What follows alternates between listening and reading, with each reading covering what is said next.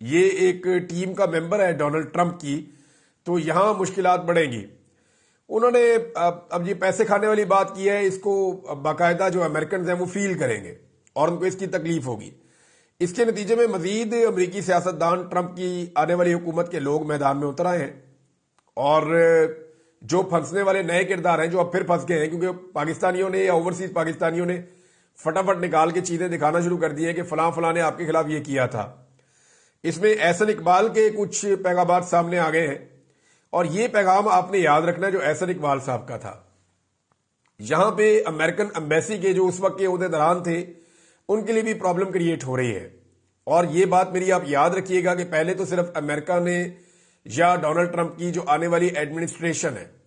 انہوں نے صرف یہ کہنا تھا کہ پاکستان میں آپ رول آف لا لے کر آئیں، عوام کے مینڈیٹ کا احترام کریں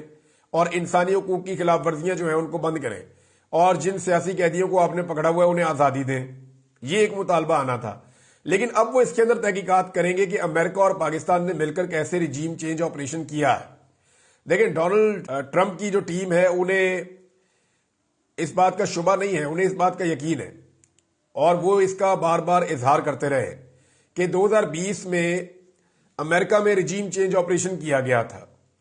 جب جو بائیڈن کو اقتدار ملا تو ڈونلڈ ٹرمپ اور ان کے تمام ساتھی یہ سمجھتے ہیں کہ امریکن اسٹیبلشمنٹ نے اس وقت دھاندلی کی تھی، اور اس دھاندلی کے نتیجے میں انہوں نے جو بائیڈن کو زبردستی اقتدار دلوایا تھا، حالانکہ ڈونلڈ ٹرمپ وہ الیکشن جیت گیا تھا، یہ ان کا سوچنا ہے ڈونلڈ ٹرمپ کا اور ان کے ساتھیوں کا۔ اب وہ نفرت کرتے ہیں جو بائیڈن سے، اور وہ یہ سمجھتے ہیں کہ جو بائیڈن نے ان کا حق کھایا تھا تو وہ کسی چیز کے اندر بھی رعایت نہیں کریں گے جو بائیڈن کے ساتھ یا ان کی انتظامیہ کے ساتھ۔ اب یہ 2020 کا اگر آپ احسن اقبال کا ٹویٹ دیکھیں، جب ڈونلڈ ٹرمپ الیکشن ہارا تھا تو واشنگٹن پوسٹ نے لکھا تھا کہ ٹرمپ کی ڈیفیٹ ہو گئی ہے، اور یعنی اس میں پیغام ہے جی دنیا کے جو ڈکٹیٹرز ہیں ان کے لیے، اور یہ وہ اس طرح کر کے لکھا ہوا تھا۔ اب اس میں احسن اقبال نے واشنگٹن پوسٹ کی خبر کو ری پوسٹ کیا، اس دور میں یہ ری ٹویٹ ہوتی تھی کیونکہ اس کو ٹویٹر کہتے تھے، تو احسن اقبال نے اس کو ری ٹویٹ کیا اور انہوں نے کہا کہ we have one in Pakistan too, ہمارے پاس ایک یہاں پاکستان میں بھی ہے، ہی will be shown away out سون انشاءاللہ، اور جلد اس کو بھی باہر کا رستہ دکھا دیا جائے گا۔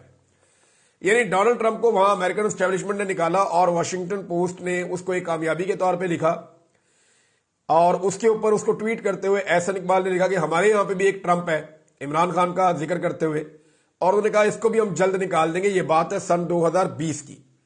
اور اس ٹویٹ کو جو احسن اقبال کا تھا اسے امریکن ایمبیسی جو اسلام آباد کی ہے اس نے ری ٹویٹ کر دیا تھا، اور بعد میں جب اس وقت کی حکومت، عمران خان تب حکومت میں تھے، اور جب عمران خان کی حکومت نے اس معاملے کو اٹھایا تو انہوں نے کہا نہیں یہ ہمارا کوئی پرابلم ٹیکنیکل آ گیا تھا یا کسی نے ہیک کر لیا تھا، لیکن اس کے اوپر آج تک کوئی تحقیقات نہیں ہوئی، اس کے اوپر آج تک کوئی جواب نہیں دیا گیا۔ مزے کی بات یہ ہے کہ جو ٹویٹر کا مالک ہے وہ ہے ایلن مسک، وہ اب ٹرمپ کی ٹیم کا حصہ ہے، وہ 5 منٹ کے اندر انکوائری کر کے بتا دے گا کہ اس رات امریکن ایمبیسی جو پاکستان اسلام آباد میں ہے اس کا ٹویٹر اکاؤنٹ ہیک ہوا تھا یا نہیں ہوا تھا، یعنی اس ٹویٹر اکاؤنٹ کو چوری کر لیا گیا تھا یا نہیں کیا گیا تھا، یا یہ ٹویٹ انہوں نے اپنی مرضی سے کیا اور مرضی کرنے کے بعد میں ڈیلیٹ کر دیا اور یہ کہہ دیا کہ جناب وہ غلطی سے ہو گیا تھا یا کوئی ہیک ہو گیا تھا۔ یہ ساری بات جو ہے وہ 5 منٹ کے اندر بتا دے گا جو ایلن مسک ہے، وہ حقائق سامنے لے آئے گا کیونکہ وہ مالک ہے اس ایپلیکیشن کا، ٹویٹر کا۔ تو اب یہ معاملہ بھی گلے پڑ گیا، اور ایون یہ گلے پڑ گیا امریکن ایمبیسی اسلام آباد کے جو اس وقت کا عملہ تھا، کیونکہ عمران خان صاحب کی حکومت کو تبدیل کیا جانا تھا۔ 2020 میں بہت غصے میں تھے امریکنز بھی، اور پی ڈی ایم کی سرکار بھی، اور پاکستان کی اسٹیبلشمنٹ بھی، اور 2021 تک وہ کر نہیں پائے، پھر 2022 میں انہوں نے رجیم چینج آپریشن اپنا مکمل کر لیا۔ تو یہ بالکل 2020 کے اختتام کی بات ہے جب ڈونلڈ ٹرمپ کو الیکشن ہرا دیا گیا تھا، اور نومبر میں جو بائیڈن کی جیت کو اناؤنس کر دیا گیا تھا۔ 2020 کا دسمبر ہے غالباً، نومبر کی بات ہے یہ۔ تو اس میں احسن اقبال کے ٹویٹ کو امریکن ایمبیسی نے ری ٹویٹ کیا تھا۔ یہ معاملہ اٹھا لیا رچرڈ گرینل نے، اس نے کہا یہ جو ٹویٹ ہوئی ہے ری ٹویٹ، یہ کب کا واقعہ ہے؟ تو پھر اس کے اوپر جو ہے پاکستانی اوورسیز نے اس کو پوری تفصیلات بھجوائی، اور جو پاکستانی اکاؤنٹ ہے سوشل میڈیا کے انہوں نے بھی، تو اس کے اوپر اس نے رد عمل دیا، اور امریکنز کا جو آنے والی حکومت ہے ان کا رد عمل آ رہا ہے۔ تو اسلام آباد میں جو امریکن ایمبیسی ہے اس کے جو عہدیداران ہیں جو اس وقت موجود تھے ان کے لیے بھی مشکلات پیدا ہو رہی ہیں. مجھے ایسا لگتا ہے کہ جو آنے والی امریکی حکومت ہے وہ اس سارے معاملے کی ایک انکوائری کروائے گی، اور اس کی انکوائری کروا کے وہ پتا کروائیں گے کہ پاکستان میں رجیم چینج آپریشن کیسے ہوا، کیونکہ پاکستان تحریک انصاف کلیئرلی بتا چکی ہے کہ ان کو مختلف امبیسیوں میں بلایا جاتا تھا اور بلا کر تحریک انصاف کے اراکین اسمبلی کو یہ کہا جاتا تھا کہ آپ عمران خان کا ساتھ چھوڑ کے ایک نیا گروپ بنا لیں، اور انہیں ترغیب دی جاتی تھی کہ عمران خان سے اپنے آپ کو ڈسٹنس کر لیں. لیکن زیادہ تر لوگوں نے نہیں کیا، کچھ لوگوں نے کر لیا. عاطف خان نے اور کچھ اور لوگوں نے آ کر بتایا بھی. پھر پاکستان میں صحافت کے کچھ بڑے نام ہیں، ان کو بلایا گیا اور ان کے ساتھ بلا کر بھی ملاقاتیں کی گئیں، اور وہ جو ملاقاتیں تھیں وہ ان ایمبیسیوں کے اندر ہوئیں، اور ان کے نتیجے میں وہ صحافی پوری طرح سے دشمن بن گئے پاکستان تحریک انصاف کے. تو کیا واقعی پاکستان تحریک انصاف کا جو رجیم چینج آپریشن ہوا تھا، عمران خان صاحب کی حکومت ختم کی گئی تھی، اس کے اندر امریکن ایمبیسی کا یا باقی جو وہاں پہ انفلوئنس تھا باقی ایمبیسیوں کا، امریکہ کے جو اتحادی ہیں ان کا ایک رول تھا؟ اس کے اوپر اگر تحقیقات کی گئیں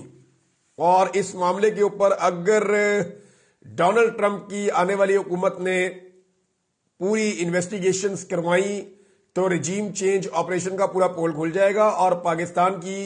بدترین بدنامی ہو جائے گی. اسپیشلی پاکستان کی جو اسٹیبلشمنٹ ہے اس کے لیے بڑی ایک آکورڈ سچویشن ہو جائے گی کہ انہوں نے امریکنز کے کہنے کے اوپر پاکستان میں حکومت گرائی، اور اس میں عمران خان صاحب ایک بہت بڑے بینیفیشری بن جائیں گے. وہ یہ کہیں گے میں پہلے سے آپ کو بتاتا رہا ہوں کہ میری حکومت انہوں نے گرائی ہے اور میں پہلے دن سے یہ کہہ رہا تھا، اور عمران خان صاحب پھر اس میں سرخرو ہو جائیں گے. اب معاملہ یہ ہے کہ اس سے بچنا کیسے؟ اس سے بچنے کا جو واحد طریقہ یہ ہے کہ عمران خان صاحب باہر آ جائیں.